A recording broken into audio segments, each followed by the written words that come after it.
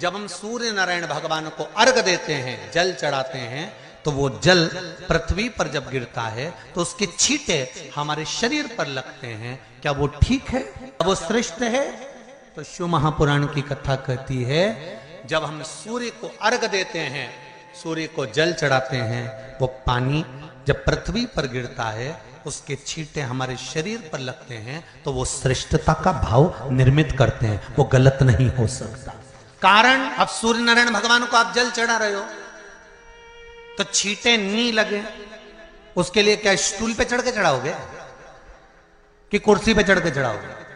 अब कई लोगों के दिमाग में यह बात भरा गई कि हम भगवान को जल चढ़ाते हैं, वो हमारे शरीर में छींटे लगते हैं, जमीन पे से पानी गिरता है, वो हमारे शरीर को छींटे लगते हैं, भगवान को अच्छा नहीं लगता होगा। कौन ने कहा? पहले तो उसको पकड़ के ला कि मेरे राम जी महाराज, बड़े बड़े संत, साधु, सन्यासी, तपस्वी, साधक, उपासक जितने भी हुए, जिन्होंने सूर्य की आराधना करी, इन्होंने टेबल पे चढ़कर या कुर्सी पे चढ़कर जल नहीं चढ़ाया, इन्होंने पृथ्वी पर खड़े होकर ही, क्योंकि पृथ्वी तत्व के देव हैं शिव।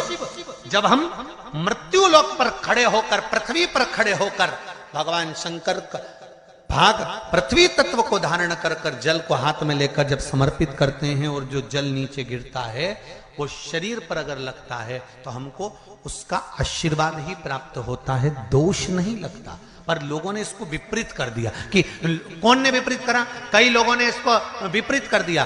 कौन ने विपरीत करा? तो जो दूसरे धर्म के लोग होते हैं, जिनको हिंदू धर्म से नफरत होती है और जो हिंदू धर्म की पूजन, सेवा, अर्चना को समाप्त करना चाहते हैं, वो धीरे धीरे धीरे धीरे कहने लगे कि सूर्य को जल चढ़ाओगे तो शरीर में लगेगा, शरीर में लगेगा तो दोष लगेगा। इसको कह कहकर घर घर में सूर्य को जल चढ़ाना लोगों ने बंद कर दिया कि आप जल चढ़ाएंगे तो दोष लगेगा, शरीर पे छींटा लगेगा, शरीर को ऐसा लगेगा। ये दोष नहीं है। नारायण भगवान को जब जल चढ़ाया जाता है, हाथ सिर से 8 इंच की दूरी पर होना चाहिए। सिर से कितना ऊंचा होना चाहिए? 8 इंच ऊपर अपना हाथ होना चाहिए मस्तक से सूर्य को जल चढ़ाते समय। और ना चांदी का, ना स्टील का, ना लोहे का, ना प्लास्टिक का, ना कांच का, ना सोने का कोई बर्तन, ना कांसे का, ना एल्युमिनियम का, ना पीतल का, केवल एक पात्र होना चाहिए, वो है तांबे का। काय का पात्र होना चाहिए? तांबे का पात्र। और सूर्य नारायण भगवान को जब 8 इंच ऊपर तुम्हारा हस्त है, और जब हम सूर्य को जल चढ़ा रहे हैं, कैसे जल चढ़ाना है वो भी समझ लीजिए।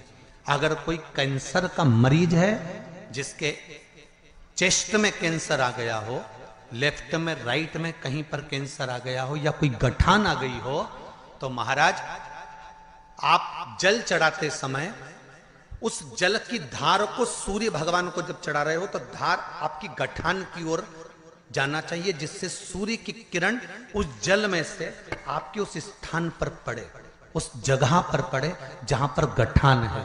महाराज आप लगातार जल तो चढ़ाना चालू करो, अच्छे अच्छे डॉक्टर फेल हो जाएंगे और कह देंगे गठन ठीक हो गई।